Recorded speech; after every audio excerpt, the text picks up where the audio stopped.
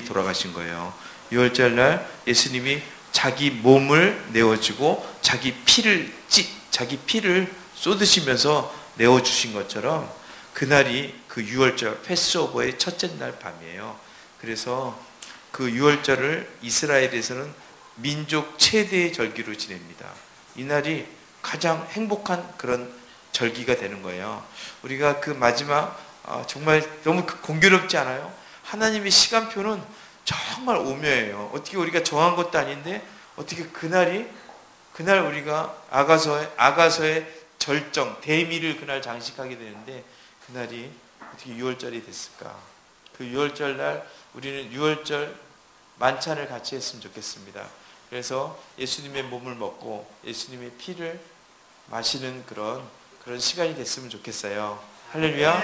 그래서 여러분이 내일이 이제 시작이니까 내일부터 마음의 준비들을 조금 하셨으면 좋겠어요. 이미 준비하고 계시지만 내일부터 더 마음의 준비를 하시면서 부부끼리 손잡는 것도 조금 삼가해 주시고 할렐루야. 아무튼 그런 개념으로 살았으면 좋겠습니다. 이사야 30장 26절에 이렇게 얘기합니다. 여호와께서 자기 백성의 상처를 싸매시며 그들의 맞은 자리를 고치시는 날에는 달빛은 햇빛 같겠고 햇빛은 7배가 되어 7날의 빛과 같으리라. 여호와께서 자기 백성들의 상처, 우리 마음에 있는 상처, 영에 있는 상처, 우리 감정 안에 있는 이런 상처들을 하나님이 보고 계셨다는 거예요. 눈동자처럼 살피시는 하나님, 우리의 머리털 하나하나까지 다 세시는 하나님께서 우리의 상처를 보시고 우리의 맞은 자리 같은 우리 삶의 고난, 연단, 핍박, 넘어짐, 깨어짐, 부서짐, 갈아지는 것 같은 그런 모든 시간들을 맞은 자리라고 얘기하는데 그 맞은 자리를 고치시는 날이 있는데 그날 주님이 기다리시는 그날 달빛이 햇빛처럼 밝겠고 달빛이 햇빛처럼 여기는 이렇게 같겠고 그러는데 이걸 원어로 보면 달빛이 햇빛처럼 완전할 것이다. 햇빛처럼 상상할 수 없는 늑수로 빛이 나게 될 것이다. 우리의 삶에 하나님의 햇빛이 비치는데 어떤 햇빛이냐? 창조 때 하나님의 말씀으로 빛이 있으라 그럴 때 모든 혼돈 가운데 있었던 모든 것에 빛이 비춰지면서 진정한 그들의 아름다움, 존재가 존재되는 아름다움들이 확 빛을 발하는 그런 순간, 그 깊은 아름다움, 우리 모든 인생 가운데 하나님이 이런 일들을 행하실 거라고 믿습니다. 그런 날이 오고 있습니다. 할렐루야. 오늘 특별히 아가서 금요일 마지막 라스트 토요일 날 저희가 특별한 분을 모셨습니다. 세상이 당신을 모른다 해도 주님은 그 이름을 마음에 기억한다고 하실 때 그때 저는 우리 김형수 집사님이 생각나는데 오늘 김형수 집사님을 모시고 김형수의 아가서를 들어보도록 하겠습니다. 여러분 박수로 환영해 주십시오.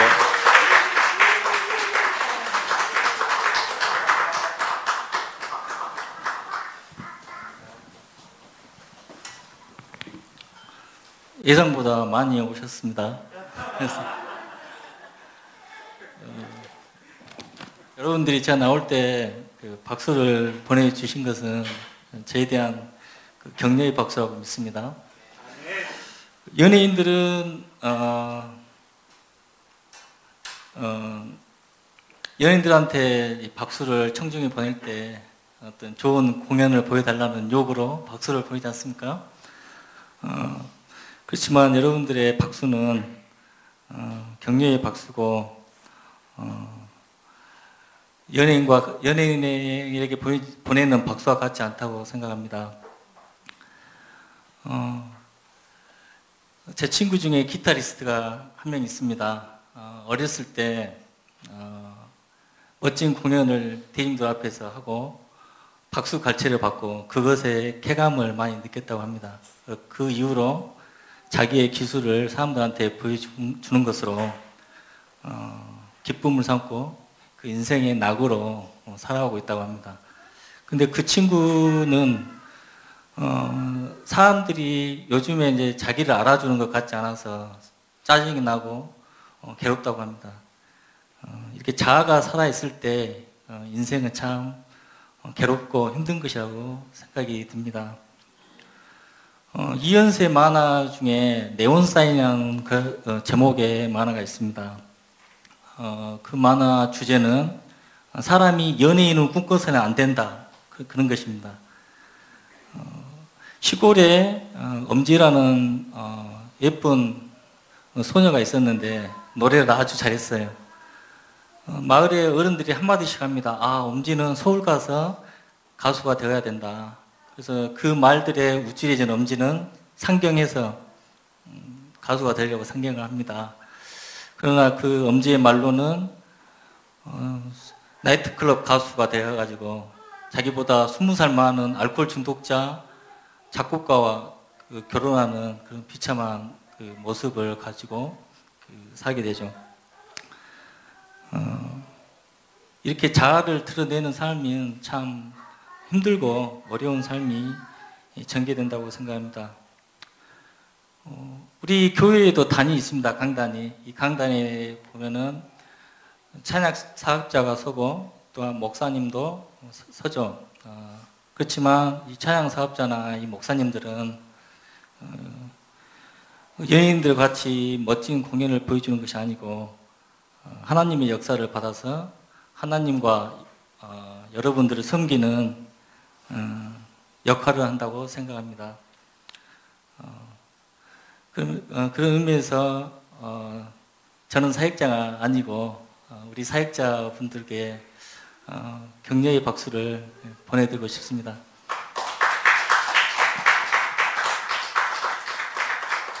제 어머니는 재작년 가을에 대장암 판정을 받았습니다. 10년 전에 이암 수술을 받았었고, 이암 수술을 잘 해서, 이암 판단을 받았을 때는 초기에 발견돼가지고, 수술도 순조롭고, 그 뒤에 이제 간호도, 치료도 이제 순조롭게 되어서 완치 판정까지 받았어요. 그런데 그 재작년 가을에 어머니가 자꾸 아랫배가 아프시다 그래요. 순간 저는 그 암이라는 생각이 퍼뜩 들었어요. 그런데 내 내심 마음속 깊이 이건 안 돼. 그럴 리가 없어 하고 이제 부정을 했죠. 그때 민감하게 반응해서 병원에 빨리 갔었어야 되는데 조금 이제 늦게 가고 하다가 거의 3, 4기 사이에 그 상태에 있었습니다. 그래가지고 작년 2월에 그 대장암 수술을 이제 받았고, 대장암 수술을 받았는데, 그 대장암이 폐에 전이가 돼가지고, 또 2주 후에 또 폐암 수술을 이제 받게 되었습니다.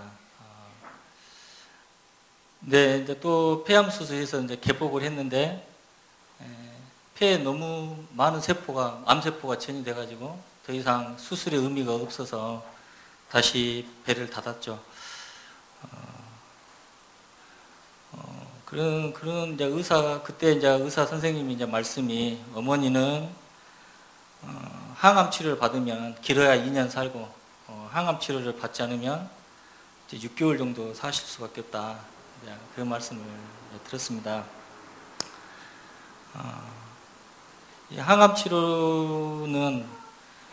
주사는 이제 암세포도 죽이지만 문제는 정상적인 세포도 죽여버린다는 것이죠.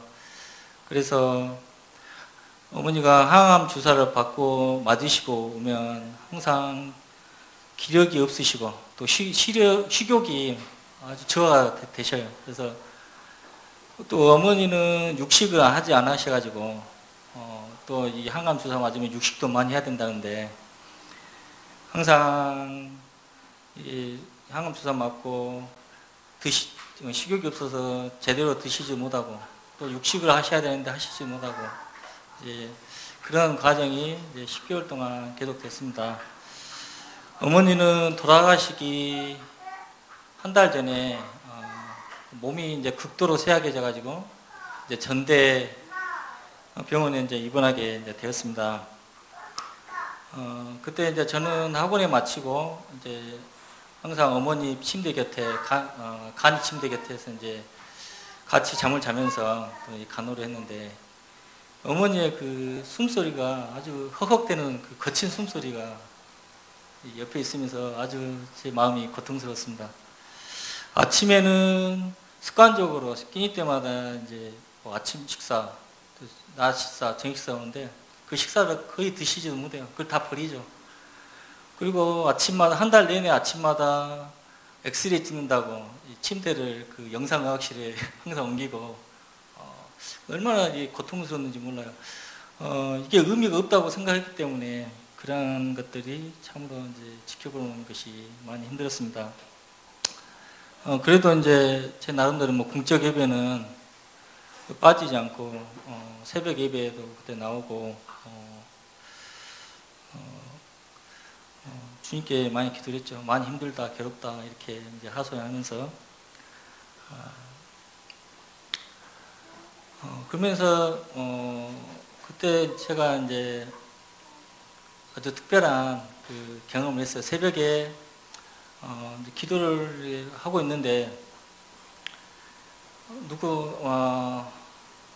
누군지 알 수 없는 사람이 제게 다가오는 거예요. 이게 환상 속에서.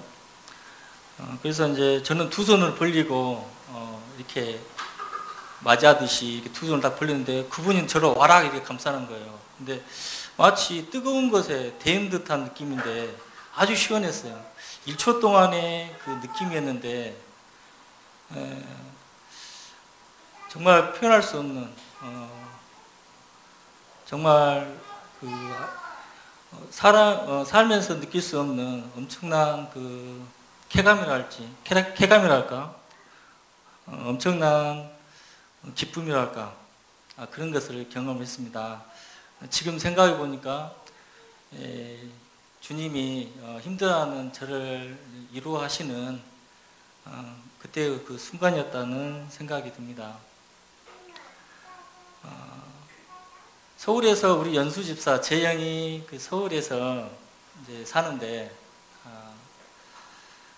이제 그 서울에서 어머니를 간호한다고 이렇게 내려오고 그러면서 이제 너무 거리가 힘들기 때문에 우리 연수 집사가 많이 뭐 힘들어하고 또 저하고 많은 그 어머니 간호 문제로 갈등을 이제 빚기도 이제 했습니다. 거의 어머니가 돌아가시기 한 열흘 전에는 자꾸 연수 집사가 호스피스 병동으로 옮기자 또는 요양병원으로 옮기자 또 아버지도 어디서 정보를 얻고 와서 어디 병원으로 옮기자 이게 인간적인 방법으로 전혀 어머니에게 도움이 안 되는 의견들을 많이 말하는 거예요. 우리 연수 집사나 우리 아버지가. 근데 저는 그러한 의견들을 거부하고 제가 간호하는 틈틈이 또 여러 가지 그 어떤 문제를 결정하는 순간순간에 이렇게 기도를 많이 했던 것 같습니다. 그래서 주님의 뜻이 무엇인가. 그럴 때 주님이 이게 선명하게 어떤 가르침, 어떻게 결정해야 된 것을 보여주신 것 같아요. 그래서 어머니가 좋은 임종을 맡게 되고 장례도 잘 치러지게 되었습니다. 대장암을 앓는 환자에 관한 그 MBC 프로그램이 있었어요. 뭐 사랑이라는. 그게 완전히 우리 어머니 투병생활 똑같았어요. 40살 먹은 한 남자인데 어머니하고 진짜 거의 똑같아서 놀랄 정도로 똑같은 영상인데 저는 거기에서 그 마귀의 역사를 봤습니다. 슬픔을 자극하는, 추억을 자극하고 그때 그 죽어가는 남자가 아내에게 천주교 신자예요. 그 남자하고 그 와이프가 다 천주교 신자인데 남자가 그 아내에게 하는 말이 당신을 행복하게 해주지 못해서 난 정말 슬프고 괴롭다 그런 말을 하고 아내는 그 남자의 그 투병 생활 중에 많은 눈물을 흘리고 죽고 나서도 6개월, 1년 계속 눈물로 이렇게 지새는 그런 장면을 보았어요. 제가 그날 아침 이 주님이 저를 위로해 주실 때 어떤 감동이 있었냐면, 사랑하는 사람이 떠나는 것은 슬픈 일이 아니다. 사랑이 죽는 것은 슬픈 일이 아니다. 더 좋은 주님이 계신다. 그런 음성이었습니다. 우리가 가족이 죽을 때 정말 사랑해서 슬프기도 하죠. 또 어떻습니까?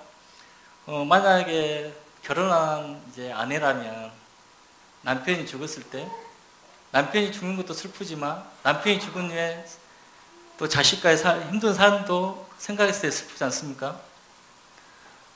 그러나 하나님은 그것도 다 책임을 주신다는 그런 음성을 저는 들었습니다. 우리 아브라함, 저의 장인 어른은 독실한 신자셨어요. 그래서 우리 장인 어른의 길만 되면 우리 처남이랑 다 목포에서 다 모여서 그 추모 예배를 드립니다. 근데 그 추모 예배 드릴 때 그 장인 어른이 얼마나 신앙생활을 잘했는가. 장인 어른이 한 번 기도하면 최하 2시간이었대요. 많이 하면 5시간까지 하시고 그랬대요. 엄청나죠. 저는 이거 상상도 못하는데 그런 좋은 이야기를 항상 하는 거예요. 그러면서 장인어른을 생각했을 때 슬픈 모습이 보이지 않았다는 것입니다. 우리 아브라함 목사님이 돌아가시는 거 추모라서 아브라함 목사님이 돌아가셔서 가장 슬픈 사람이 누굽니까? 만약에 여러분들 보시면 사모님입니까? 그런데 주님은 가장 슬퍼하는 사람이 가장 믿음이 없는 사람이라고 하십니다. 저에게 그 음성 감동은 그것이었습니다. 슬퍼할 필요가 없죠. 좋으신 곳에 가셨기 때문에. 아브라함 목사님, 저희 어머니나 아브라함 목사님은 좋은 곳에 가셨습니다. 그리고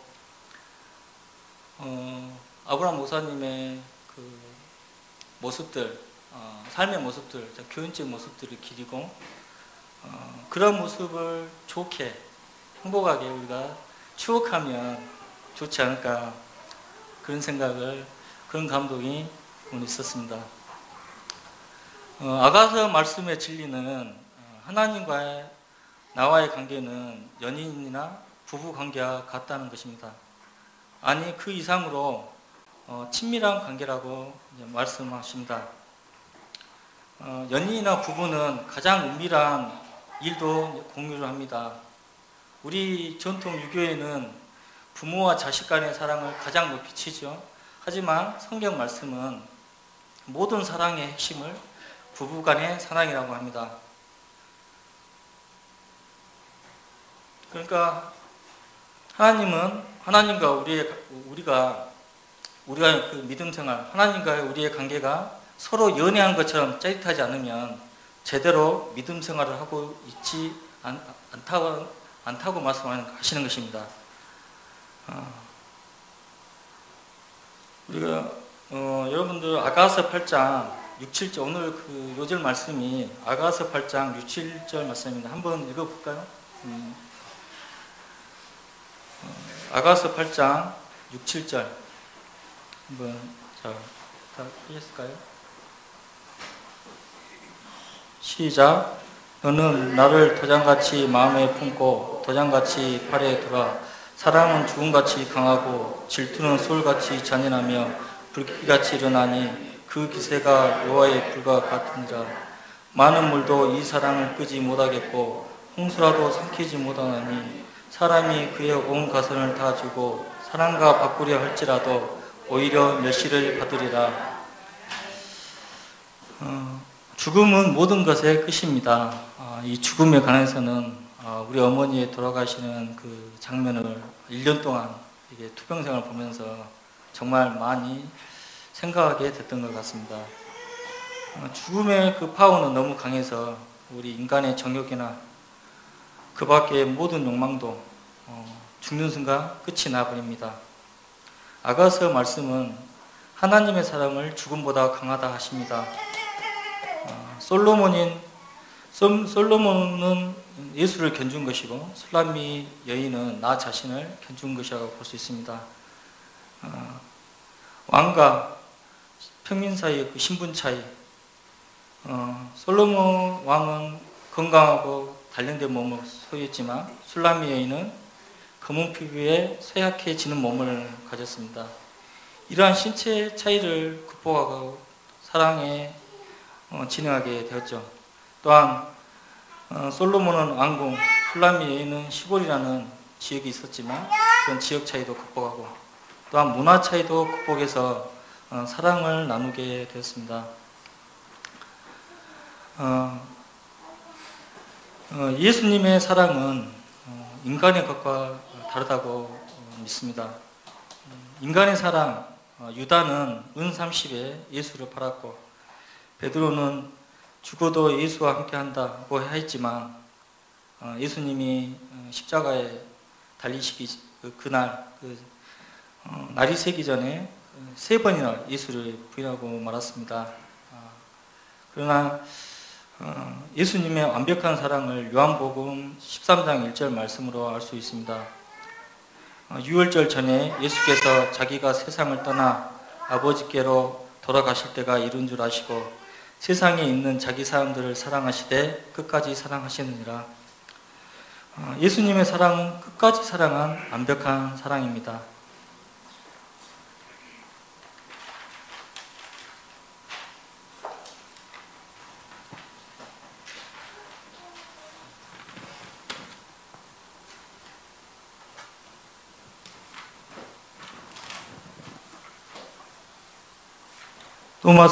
노마서 8장 35절 39절 말씀을 보면 누가 우리를 그리스도의 사랑 안에서 거느리어 환난이나 공고나 핍박이나 기근이나 적신이나 이음이나 칼이나 다른 아무 피조물이라도 우리를 우리 주 예수 그리스도 예수 안에 있는 하나님의 사랑 안에서 끊을 수 없으리라.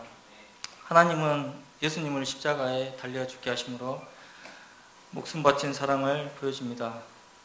그러므로 우리는 애롭다, 힘들다, 상처받았다, 괴롭다 이런 말들을 하면 안 된다고 생각합니다. 그런데 왜 하나님의 사랑을 받아도 저를 포함해서 누리지 못하는 사람들이 있을까요?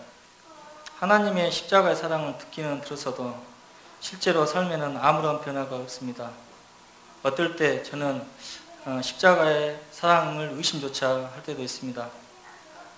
저의 한 후배는 우울증을 앓는 한 후배가 있습니다. 또 복합적으로 또 다른 그 정신질환을 앓는 후배가 있습니다. 그 후배의 마음은 항상 음란한 생각으로 가득 차 있습니다.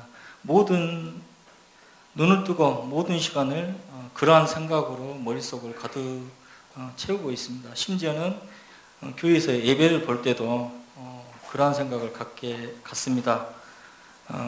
목사님의 말씀이 전혀 그 후배를 침투조차 할 수가 없는 상황입니다.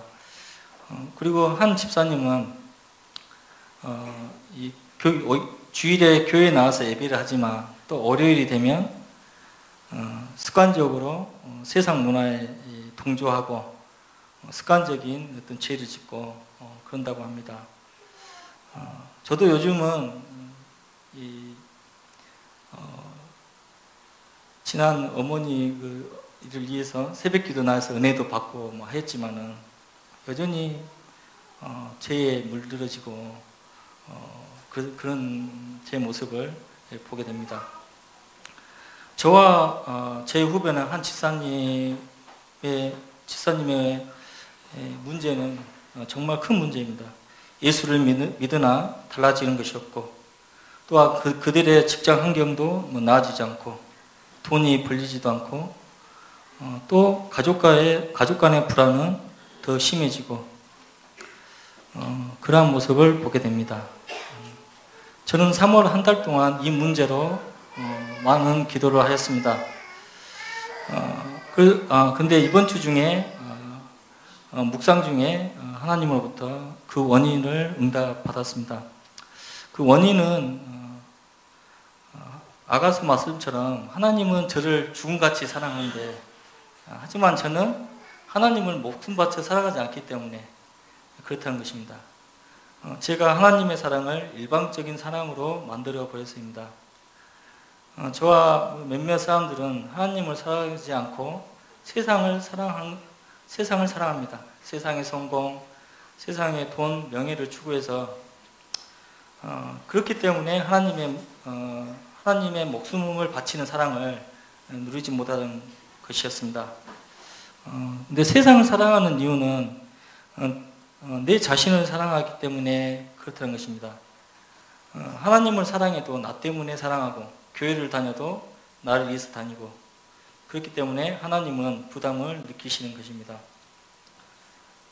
마태복음 22장 37절 예수께서 가라사대 내 마음을 다하고 내 목숨을 다하고 뜻을 다하여 주 너의 하나님을 사랑하라 하셨으니 제가 하나님의 강렬한 사랑을 느끼고 변화되려면 하나님의 주님 같은 사랑에 반응해서 동일하게 하나님을 목숨 바쳐 사랑해야 하는 것입니다. 그래서 그러나 목숨을 바치지만 이것은 그런 쌀벌한 목숨을 바치는 것이 아니라 자기 자아를 처리한다는 내용입니다. 그래서 부담스럽지 않는 것이죠.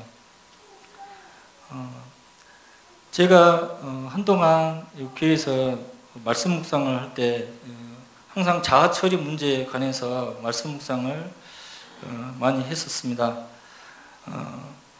그런데 하나님을 목숨 바쳐 사랑해야 한다는 것은 무슨 의미냐면 내 자아를 처리하는 것이었습니다.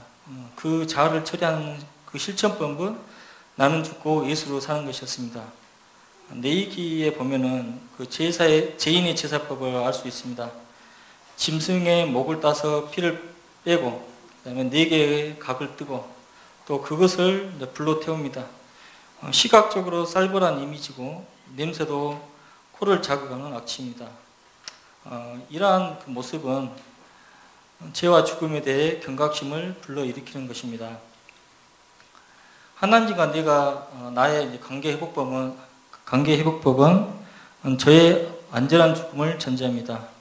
그러니까 제가 경건의 시간을 하기 전에 또는 기도하기 전에 또는 전도하기 전에 먼저 저의 자아를 처리하는 것을 원하십니다. 하나님은 예수님의 십자가 죽음처럼 내 자신의 안전한 죽음을 원하십니다.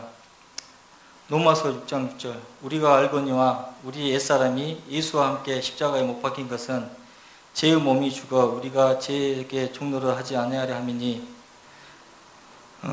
하나님은 저를 위해 예수님을 십자가에 죽게 하셨기에 예수님을 구주로 영접함으로 내 옛사람은 죽고 하나님과 나는 죽음도 끊을 수 없는 사랑을 소유하게 됩니다.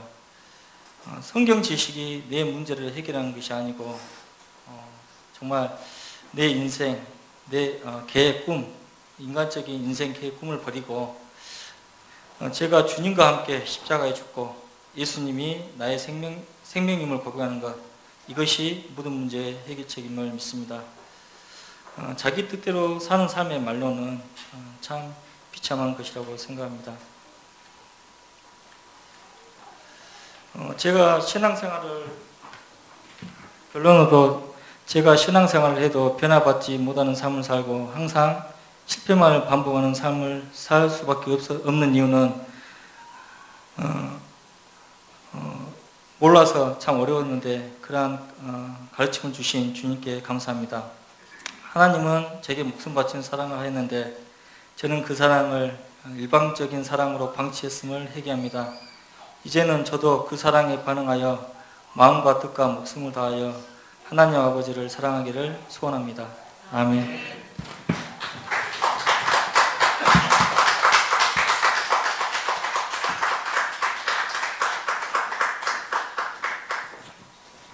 네, 수고하셨습니다. 다시 한번 박수 쳐주시기 바랍니다.